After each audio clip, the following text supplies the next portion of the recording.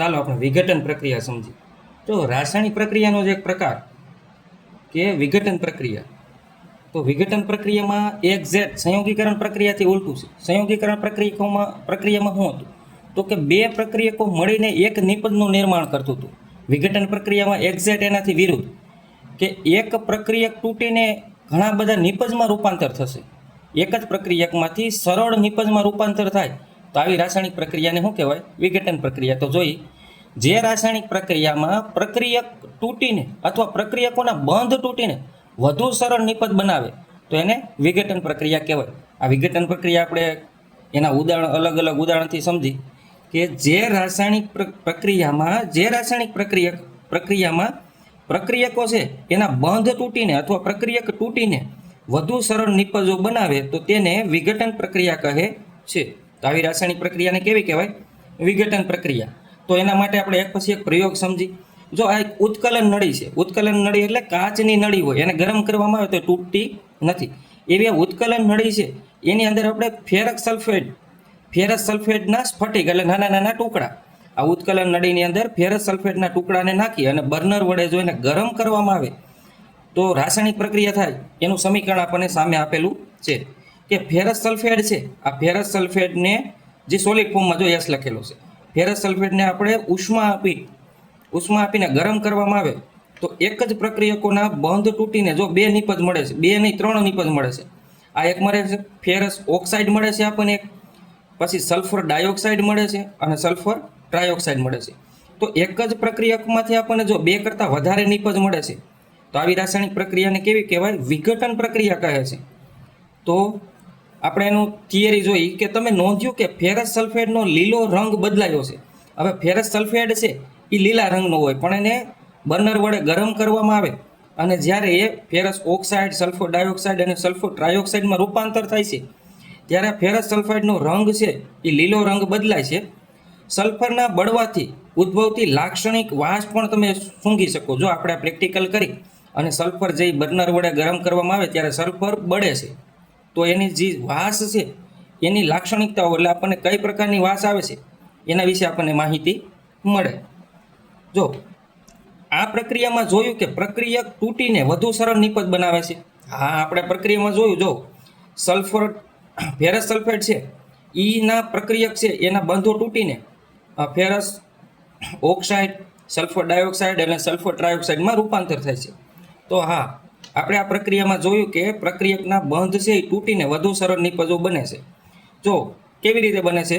તો કે ferrous sulphate, હવે જો અહીંયા આપણને સમીકરણમાં ત્યાં નહોતું આપેલું, ફેરસ સલ્ફેટ છે હું FeSO4 × 7H2O. 7H2O શું બતાવે છે કે આ ફેરસ સલ્ફેટની અંદર ભેજનું પ્રમાણ છે. અહીંયા પાણીના 7 અણુઓ જોડાયેલા છે. કેટલા અણુઓ? 7 અણુઓ જોડાયેલા છે. ફેરસ સલ્ફેટ છે એની અંદર પાણીના 7 અણુઓ જોડાયેલા છે. જો હવે આ પાણીવાળું ભેજવાળું છે ફેરસ સલ્ફેટ, એને ગરમ કરતાં તેમાંથી પાણી દૂર થાય છે અને સ્ફટિકનો રંગ બદલાય છે. તો આપણે જોયું હતું કે સ્ફટિકનો જે લીલો રંગ હતો એ બદલાતો હતો. એનું કારણ શું હતું?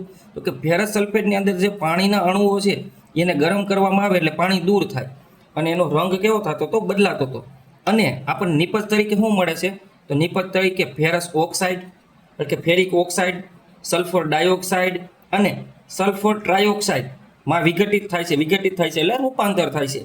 ફેરસ સલ્ફાઇડનું શેમાં? તો કે ફેરિક ઓક્સાઇડ, સલ્ફર ડાયોક્સાઇડ અને સલ્ફર ટ્રાયોક્સાઇડમાં રૂપાંતર થાય છે.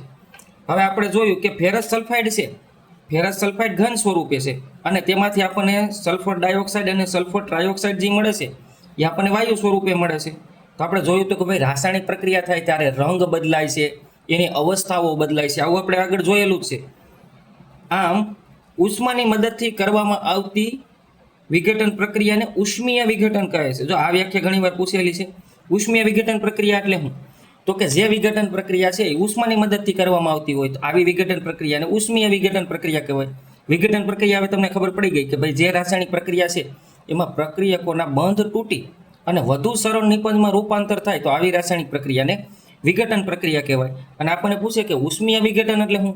તો કે જે વિઘટન પ્રક્રિયા ઉષ્માની મદદથી થતી હોય તો આવી પ્રક્રિયાને ઉષ્મીય વિઘટન પ્રક્રિયા કહેવાય. હજી આપણને એક એક્ઝામ્પલ આપેલું છે કડી ચૂનાનું. જો આ ચૂનાનો પથ્થર છે કેલ્શિયમ કાર્બોનેટ CaCO3, ચૂનાનો પથ્થર એટલે જેમ જમીનના આપણે ખનન કરી અને જમીનના ખનનમાંથી જે આપણને સીધો પથ્થર મળે છે એને શું કહેવાય? ચૂનાનો પથ્થર, કેલ્શિયમ કાર્બોનેટ. હવે જો કેલ્શિયમ કાર્બોનેટના ચૂનાના પથ્થરને આપણે ગરમ કરવામાં આવે એટલે કે ઉષ્મા આપવામાં આવે તો આપણને કેલ્શિયમ ઓક્સાઇડ અને કાર્બન ડાયોક્સાઇડ વાયુ મળે. કેલ્શિયમ ઓક્સાઇડ એ બીજું કાંઈ નથી, કળી ચૂનો છે, જે આપણને બજારની અંદર ત્યાર ઠેલીના સ્વરૂપમાં મળે છે, બેગમાં મળે છે, એ કળી ચૂનો છે. તો એના માટે જો પ્રયોગ જોઈએ આપણે, આ પ્રયોગ એનો નથી, આ કેલ્શિયમ કાર્બોનેટનું તો સીધું આપણને સમીકરણ આપેલું છે કે કેલ્શિયમ કાર્બોનેટને આપણે ઉષ્માની મદદથી ગરમ કરવામાં આવે તો આપણને કેલ્શિયમ ઓક્સાઇડ એટલે કે કળી ચૂનો અને કાર્બન ડાયોક્સાઇડ મળે છે. હજી એક છે લેડ નાઇટ્રેટ. લેડ નાઇટ્રેટનું આપણે વાત કરી તો જો આ એક કચ નળી છે, કચ નળી હોલ્ડરમાં કચ નળી ફિટ કરી અને આપણે એની અંદર લેડ નાઇટ્રાઇટ એટલે PbNO3 લેડ નાઇટ્રાઇટને અંદર રાખી અને બર્નર વડે ગરમ કરવામાં આવે તો રાસાયણિક પ્રક્રિયા કેવી થાય? તો જો સમીકરણ છે 2PbNO3 2. આ લેડ નાઇટ્રાઇટને આપણે ઉષ્મા આપવામાં આવે તો આપણને લેડ ઓક્સાઇડ PbO એટલે કે લેડ ઓક્સાઇડ અને NO2 એટલે નાઇટ્રોજન ડાયોક્સાઇડ અને ઓક્સિજન, આ 3 નિપજો મળે છે. જો એક જ પ્રક્રિયકોના બંધ તૂટીને 3 સરળ નિપજમાં રૂપાંતર થાય છે એટલે જ આને વિઘટન પ્રક્રિયા કહેવાય. તો આ વિઘટન પ્રક્રિયાના 3 એક્ઝામ્પલ આપણે જોયા. ફેરસ સલ્ફાઇડનું જોયું, પછી આપણે કળી ચૂનાનું જોયું અને ત્રીજું હતું આ લેડ નાઇટ્રેટને ગરમ કરવામાં આવે તો આપણને લેડ ઓક્સાઇડ, નાઇટ્રોજન ડાયોક્સાઇડ અને ઓક્સિજન વાયુ મળે છે. આગળ જોઈએ પ્રકાશની મદદથી વિઘટન એટલે કેવું? ઈ વિઘટન જોઈએ આપણે. વિઘટન પ્રક્રિયામાં હજી આગળ તમને કથ્થાઈ રંગનો ધુમાડો ઉત્પન્ન થતો દેખાશે તો આ ધુમાડો નાઇટ્રોજન ડાયોક્સાઇડનો છે. હવે આપણે લેડ નાઇટ્રેટને આગળ વાત કરી કે લેડ નાઇટ્રેટને આપણે ગરમ કરવામાં આવે તો આપણને એમાંથી નાઇટ્રોજન ડાયોક્સાઇડ મળે છે, ઓક્સિજન વાયુ મળે છે. તો આ જે તમને કથ્થાઈ રંગનો એ કચ નળીની અંદર ગરમ કરવામાં આવે ને આપણને કથ્થાઈ રંગનો જે ધુવાડો દેખાય છે એ શેનો છે? તો કે નાઇટ્રોજન ડાયોક્સાઇડનો છે. નાઇટ્રોજન ડાયોક્સાઇડ એટલે NO2, તો નાઇટ્રોજન ડાયોક્સાઇડનો છે. હવે વિઘટન પ્રક્રિયા આપણે એવી જોઈએ કે જે પ્રકાશની મદદથી થતી હોય. પ્રક્રિયકોના બંધ તૂટે છે એ ઉષ્માની મદદથી નહીં, પ્રકાશની મદદથી. તો જો સૂર્યપ્રકાશમાં સફેદ સિલ્વર ક્લોરાઇડ છે એને આપણે સૂર્યપ્રકાશની હાજરીમાં રાખવામાં આવે અથવા સૂર્યપ્રકાશમાં રાખવામાં આવે. સૂર્યપ્રકાશમાં સફેદ સિલ્વર ક્લોરાઇડનું રૂપાંતર શેમાં થાય છે? રાખોડી રંગના પદાર્થમાં થાય છે. અને પ્રકાશને કારણે સિલ્વર ક્લોરાઇડનું વિઘટન સિલ્વર અને ક્લોરીનમાં થાય છે. જો હવે આ વિઘટન છે એમાં ઉષ્મા નથી, આ ખાલી સૂર્યપ્રકાશની હાજરીમાં જ આ વિઘટન થઈ જાય છે. સફેદ સિલ્વર ક્લોરાઇડને આપણે સૂર્યપ્રકાશની હાજરીમાં રાખવામાં આવે તો એનો રંગ સફેદમાંથી કેવો થઈ જાય? રાખોડી રંગના પદાર્થમાં રૂપાંતર થાય છે. અને પ્રકાશને કારણે આ સિલ્વર ક્લોરાઇડ છે એનું સિલ્વર એટલે શુદ્ધ ચાંદી અને ક્લોરીનમાં રૂપાંતર થાય છે. તો એનું સમીકરણ છે જો અહીં સિલ્વર ક્લોરાઇડ AgCl. સિલ્વર ક્લોરાઇડને સૂર્યપ્રકાશની હાજરીમાં રાખવામાં આવે તો સિલ્વર ધાતુ એટલે ચાંદી અને ક્લોરીન વાયુ આપણને મળે છે. જો ચાંદી છે S લખેલું સોલિડ ફોર્મમાં મળે, ક્લોરીન વાયુ સ્વરૂપે મળે છે. હજી એક બીજું છે સિલ્વર બ્રોમાઇડ. જો સિલ્વર બ્રોમાઇડને વતન આપણે સૂર્યપ્રકાશની હાજરીમાં રાખવામાં આવે તો એમાંથી આપણને સિલ્વર ધાતુ મળે છે અને બ્રોમિન વાયુ મળે છે.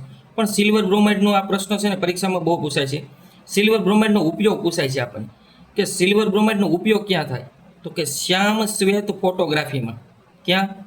શ્યામ શ્વેત ફોટોગ્રાફીની અંદર સિલ્વર બ્રોમાઇડનો ઉપયોગ થાય છે. હવે જો આ વિઘટન પ્રક્રિયા છે એ પ્રકાશને કારણે થતી હોય છે. આ વિઘટન પ્રક્રિયા શેને કારણે થાય છે? પ્રકાશને કારણે થાય છે. આગળ જોઈએ. જો આમ વિઘટન પ્રક્રિયામાં પ્રક્રિયકોના બંધ તૂટવા માટે આપણે જોયું કે વિઘટન પ્રક્રિયા હતી એમાં આપણે પ્રક્રિયકોના બંધ તૂટવા માટે શું કરતા? તો કે કા ઉષ્મા આપતા આપણે અથવા બીજામાં જોયું આપણે પ્રકાશ સ્વરૂપે એનું વિઘટન કર્યું. હજી આપણે આગળ નથી પણ વિદ્યુત સ્વરૂપે હોતે એનું વિઘટન થાય.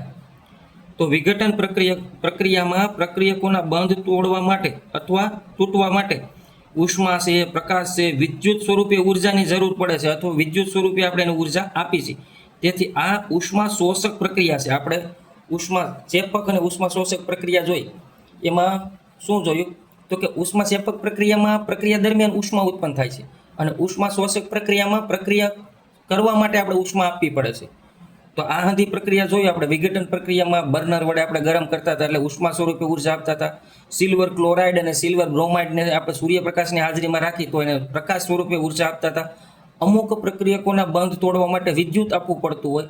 તો આમ જે રાસાયણિક પ્રક્રિયા કરવા માટે આપણે અલગથી ઉષ્મા છે, પ્રકાશ છે, અથવા ઉર્જા છે, વિદ્યુત છે એ આપી તો આવી પ્રક્રિયાને ઉષ્મા શોષક પ્રક્રિયા કહેવાય. તો આ વિઘટન પ્રક્રિયા છે એ કેવા પ્રકારની પ્રક્રિયા છે? તો કે ઉષ્મા શોષક પ્રકારની પ્રક્રિયા છે. આગળ આપણે વિસ્થાપન પ્રક્રિયા વિશે માહિતી મેળવશું.